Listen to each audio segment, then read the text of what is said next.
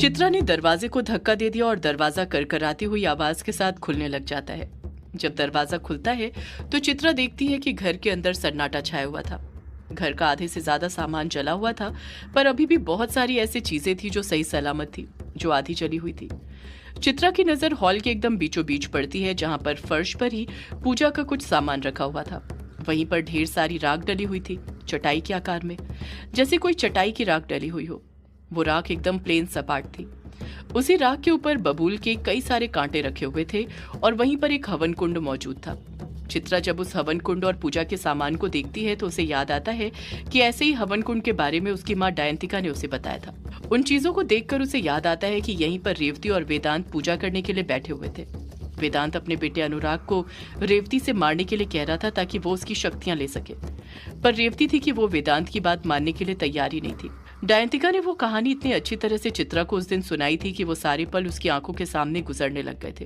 उसे तो ऐसा लगने लग गया था जैसे अभी भी रेवती और वेदांत वहीं पर बैठे हुए हों और अनुराग की बलि देने की तैयारी कर रहे हो। एक पल में उसे ये भी लगता है कि गांव वाले वहां पर आ गए हों रेवती और वेदांत को मारने के लिए।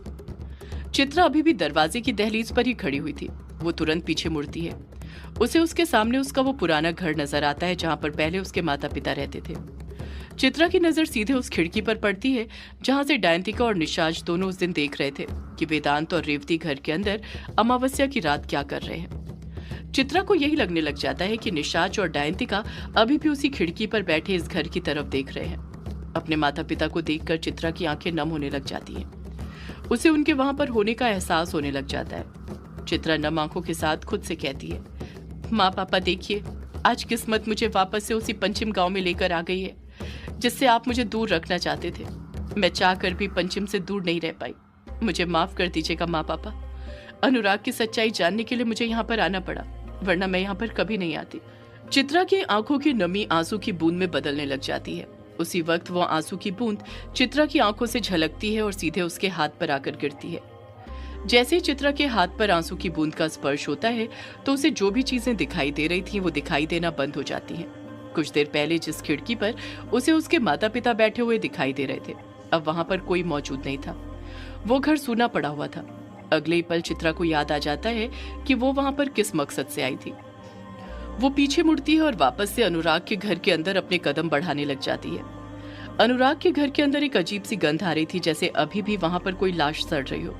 जब मांस जलकर सड़ने लग जाता है, ठीक वैसी ही गंध वहां पर फैली हुई थी। चित्रा अपनी नाक बंद करते हुए खुद से कहती है, ये कैसी बदबू फैली हुई है यहाँ पर? आखिर यहाँ पर है क्या जो इतनी गंदी बदबू आ रही है? वहां पर अंधेरा कुछ ज्यादा ही था, जिस कारण चित्रा ज्यादा चीजें नहीं देख पा रही थी। वो अंदाजन धीरे धीरे अपने कदम आगे बढ़ाते जा रही थी। चित्रा अपने कदम आगे बढ़ाते हुए अपने चारों तरफ देखते हुए कहती है, यक्षिणी, तुम कहाँ हो? यक्षिणी, मुझे आवाज दो। चित्रा को ऐसा लगने लग जाता है जैसे वहां पर यक्षिणी मौजूद है। इसी वजह से वो बार बार यक्षिणी को आवाज लगाए जा रही थी। चित्रा फिर एक बार बोल पड़ती है, तुम कहाँ पर हो यक्षिणी? कहाँ हो? मैं तुमसे मिलना चाहती हूँ, मेरे सामने आओ, मुझे तुमसे बात करनी है। कोई जवाब नहीं आता है, बल्कि चित्रा को उसी की आवाज गूंजते हुए सुनाई देने लग जाती है। चित्रा यक्षिणी को पुकारते हुए ही अनुराग के घर के अंदर यक्षिणी को ढूंढना शुरू कर देती है। चित्रा जिस जिस कमरे में जा रही थी यक्षिणी को पुकारते जा रही थी, पर उसे यक्षिणी कहीं पर भी नजर नहीं आ रही थी, न ही उसका पलटकर कोई जवाब आ रहा था। यक्षिणी को आवाज लगाते लगाते चित्रा परेशान हो गई थी और अंत में चित्रा वहीं हॉल में ही पूजा के सामान के पास आकर खड़ी हो गई थी, जहां से उसने यक्षिणी को ढूंढना शुरू किया था। इस वक्त चित्रा राख के ऊपर खड़ी हुई थी, जो चटाई के शेप में वहां पर बिछी हुई थी। चित्रा मायूसी के साथ खुद से कहती है, यक्षिणी यहाँ पर है भी कि नहीं? मैंने घर का पूरा कोना कोना छान मारा, पर मुझे यक्षिणी कहीं नहीं दिखी। लगता नहीं वो यहाँ पर है। शायद मेरा यहाँ पर आना बेकार ही निकला। चित्रा जिस उम्मीद के साथ पंचिम गांव आई थी, वो उम्मीद उसकी टूट चुकी थी। वो बहुत मायूस हो चुकी थी। चित्रा फिर खुद से बड़बड़ा पड़ती है, पर अनुराग तो पंचिम गांव में ही आया था और इसी गांव में आकर वो बदला है और तभी से यक्षिणी गायब है। इस गांव में अनुराग के साथ कुछ न कुछ तो जरूर हुआ था, पर मुझे किसी भी चीज का वजूद दिखाई क्यों नहीं दे रहा है? मेरे हाथ एक भी ऐसी चीज क्यों नहीं लग रही है जिससे मैं पता लगा सकूं कि उस रात क्या हुआ था जब अनुराग यहाँ पर आया था। चित्रा सोचने लग जाती है कि वो क्या करे। वो एक बार फिर पूरा घर छान मारती है, पर इस बार भी उसके हाथ कुछ नहीं लगता है और अंत में वो उसी जगह पर आकर खड़ी हो जाती है जहां पर वो पहले थी। चित्रा मायूसी के साथ वहां पर खड़ी हुई थी कि तभी उसके दिमाग में कुछ आता है और वो कुछ सोचते हुए खुद से कहती है, हो सकता है अनुराग उस दिन पंचिम गांव आया तो हो, पर वो इस घर में नहीं आया हो, कहीं और गया हो। मुझे दूसरी जगह पर यक्षिणी और कोई सुराग की तलाश करनी चाहिए, जिससे मुझे पता लग पाए कि अनुराग के साथ उस रात क्या हुआ था। इतना कहकर चित्रा अपने कदम आगे बढ़ाने लग जाती है।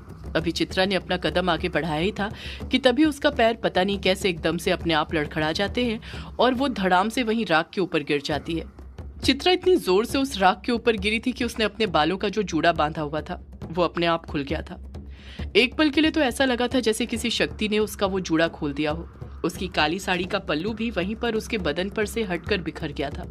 चित्रा फर्श पर से उठते हुए खुद से कहती है, ये क्या, मैं गिर कैसे गई? अच्छा हुआ मुझे लगी नहीं। चित्रा उठते से ही अपनी साड़ी ठीक करने में लग जाती है, जिस कारण वो भूल जाती है कि उसका जूड़ा खुल चुका था और उसकी लंबी मोटी सी चोटी उसकी पीठ पर आ चुकी थी। चित्रा अपनी साड़ी का पल्लू ठीक करके उसे अपने बदन पर लपेट ही रही थी कि तभी वो कुछ ऐसा नोटिस करती है कि वो अपने बदन पर जो पल्लू रखने वाली थी बीच में ही रुक जाती है। वो नोटिस करती है कि उसकी काली साड़ी पर जरा सी भी राख नहीं लगी हुई थी, बल्कि वो तो सीधे राख के ऊपर ही गिरी थी और राख पर गिरते ही राख हवा में उड़ी भी थी, पर उसकी साड़ी में राख का एक अंश तक नहीं लगा था। चित्रा तुरंत फर्श की तरफ अपनी नजरें करती है और जब वो फर्श की तरफ अपनी नजरें करती है तो वो और भी ज्यादा शॉक्ड हो जाती है। उसे अपनी आंखों पर यकीन नहीं होता है। वो देखती है कि जिस राख पर वो गिरी थी वो राख अभी भी एकदम सपाट समतल तल की तरह वहां पर बिछी हुई थी, जैसे उसके ऊपर कोई गिरा ही नहीं हो। आमतौर पर देखा जाए तो चित्रा के उस राख पर गिरते ही चित्रा के शरीर की छाप वहां पर छप जानी चाहिए थी, पर ऐसा कुछ वहां पर हुआ ही नहीं था, बल्कि वो राख तो अभी भी चटाई की तरह वहां पर बिछी हुई थी। चित्रा हैरानी के साथ खुद से कहती है, ये कैसे हो सकता है? मैं यहीं पर तो गिरी थी, फिर ये राख वाली जगह पर कुछ हुआ क्यों नहीं? चित्रा की समझ नहीं आ रहा था कि ऐसा कैसे हो गया था, पर चित्रा इतना जरूर समझ गई थी कि वहां पर कुछ न कुछ अजीब चीज तो जरूर थी। तभी वो राख अपनी जगह पर से नहीं हिली थी, उसके गिरने के बावजूद भी।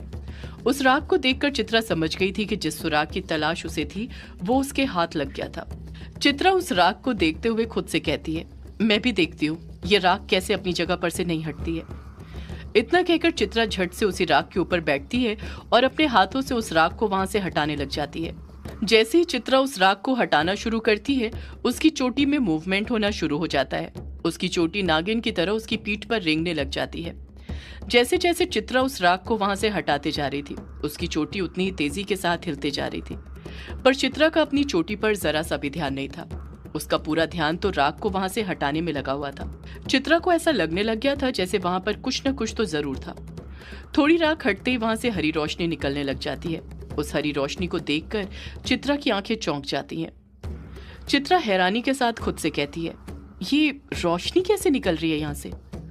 अगले ही पल चित्रा और तेजी के साथ वहां पर फैली राख को वहां से हटाने लग जाती है।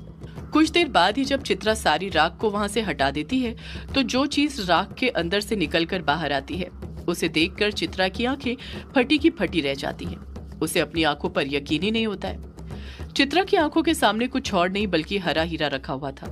राख के अंदर यही हरा हीरा दबा हुआ था जिसे चित्रा ने ढूंढ निकाला था। चित्रा को वो हीरा जाना पहचाना लगने लग जाता है। चित्रा उस हीरे को देखते हुए कहती है, ये हरा हीरा तो ठीक वैसा ही लग रहा है जिसके बारे में माँ ने मुझे बताया था। आखिर ऐसा ही हरा हीरा तो महाडायन के पास था जो उनके लॉकेट में लगा हुआ था, पर ये हीरा यहाँ पर कैसे? चित्रा कुछ और सोचते हुए कहती है, इस हीरे को देखकर तो ऐसा लग रहा है जैसे इसे यहाँ पर किसी ने छुपा कर रखा है, तभी ये राख के नीचे दबा हुआ था। पर इस हीरे को यहाँ पर किसने छुपाया हुआ था और क्यों? चित्रा के मन में उस हीरे को लेकर कई सारे सवाल चल रहे थे, पर उसके पास किसी भी सवाल का जवाब मौजूद नहीं था। चित्रा बड़े गौर से एकटक नजर से उस हरे हीरे को देखने लग जाती है। जब वो उसे करीब से देखती है तो नोटिस करती है कि उस हीरे के चारों तरफ सफेद जाल बना हुआ था, जैसे किसी ने उस हीरे को किसी अदृश्य शक्ति से बांध कर रखा हुआ है। उस अदृश्य शक्ति को चित्रा महसूस कर पा रही थी। वो अदृश्य शक्ति ठीक वैसी ही थी जो चित्रा को तब महसूस हुआ करती थी जब वो अनुराग के पास मौजूद होती थी। वो सफेद जाल उस हीरे के चारों तरफ फैला हुआ था, जैसे वो हीरा उस सफेद जाल से बंधा हुआ हो। उस हीरे को देखकर चित्रा के मन में न जाने क्या आता है। वो अपने दोनों हाथ एक साथ आगे बढ़ाती है और उस हीरे को छूने लग जाती है। जैसे ही चित्रा उस हीरे को अपने हाथ में लेती है, चित्रा की चोटी फिर नागिन की तरह और तेजी के साथ उसकी पीठ पर डोलने लग जाती है। देखते ही देखते कुछ ही सेकंड में चित्रा की चोटी काले रंग से पूरी तरह हरे रंग में बदल जाती है उसी के साथ चित्रा की चोटी तेज हरी रोशनी में चमकने लग जाती है। जैसे ही चित्रा की चोटी हरे रंग में चमकती है, हीरे के चारों तरफ जो सफेद जाल बना हुआ था वो टूट जाता है। वो सफेद जाल झट से धुएं की तरह गायब हो जाता है। अब चित्रा को वो हीरा पूरी तरह क्लियर नजर आने लग गया था। ऐसा लग रहा था जैसे वो हीरा जिस अदृश्य शक्ति से बंधा हुआ था, उसको चित्रा के अंदर की शक्ति ने तोड़ दिया था। चित्रा का पूरा ध्यान उस हीरे की तरफ था। उसको इस बात का जरा सा भी एहसास नहीं था कि उसकी चोटी हरे रंग में चमक रही है। चित्रा एकटक नजर से उस हीरे को देख ही रही थी कि तभी उसे कुछ आवाजें सुनाई देने लग जाती हैं। उसे कभी औरत की आवाज सुनाई दे रही थी तो कभी आदमी की। चित्रा हैरानी के साथ खुद से कहती है, ये आवाजें कहां से आ रही हैं? चित्रा अपने आसपास देखती है पर उसे वहां पर कोई भी नजर नहीं आता है। वो पूरा घर सुनसान पड़ा हुआ था। वहां पर उसके सिवा कोई और मौजूद नहीं था, पर वो आवाजें उसे अभी भी सुनाई दे रही थी। चित्रा उन आवाजों को गौर से सुनने लग जाती है और महसूस करती है कि वो आवाजें कहीं और से नहीं बल्कि हीरे के अंदर से आ रही है। चित्रा उस हीरे को देखते हुए खुद से कहती है, ये हीरे के अंदर से कैसी आवाजें आ रही हैं? सदियों से है पुरानी, ये है यक्षिणी की कहानी। यक्षिणी एक आग है, यक्षिणी तेरा ख्वाब है।